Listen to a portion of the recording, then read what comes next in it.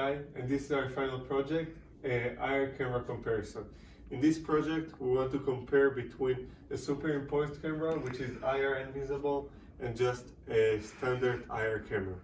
In section 1, it's mostly qualitative, and we want to observe and compare the difference between the resolution and what we can see with the superimposed camera in comparison to the IR camera. Hi, I'm Dror. In section 2, we're going to do a quantitative comparison where we're going to compare the temperature accuracy of both cameras by viewing a hot object at different distances, and we're going to plot that. And for section 3 of this lab, we're going to do a qualitative comparison where we're going to view a hot object with both cameras, and we're going to see the range of both.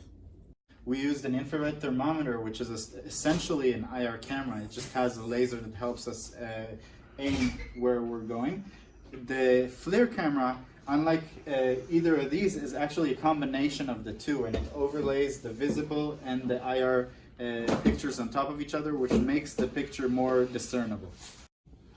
Okay, as we can see with the dual camera, we have a superimposed image of visible light and infrared, and what we can see here is the reflection of Itay and I, and what we can also see on the board is the writing that we put for this lab.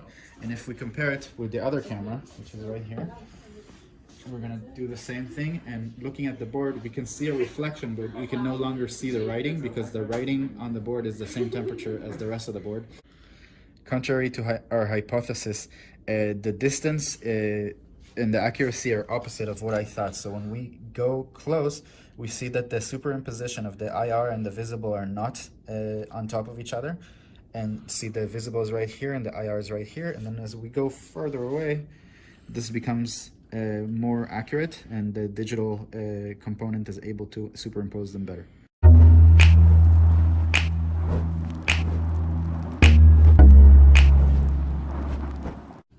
Dror is now measuring the temperature of the soldering iron with the FLIR camera.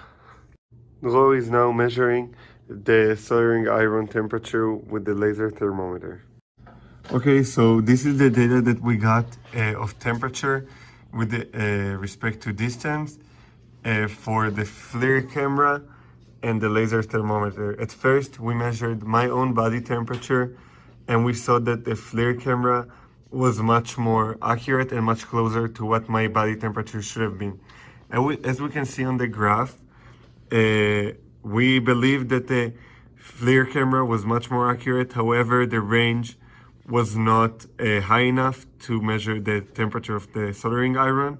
But when we used the laser thermometer, we can see that from far away, it was pretty off.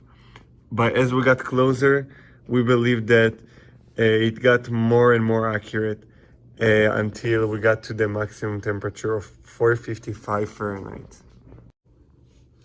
As we can see in the FLIR camera, what we see is this black spot right here at the soldering iron, which means it can't get a reading for this temperature.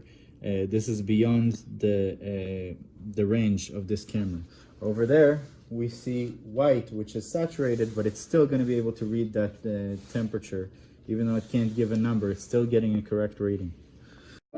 Our experiment confirms that the range of the dual image infrared camera tops off at 302 degrees Fahrenheit.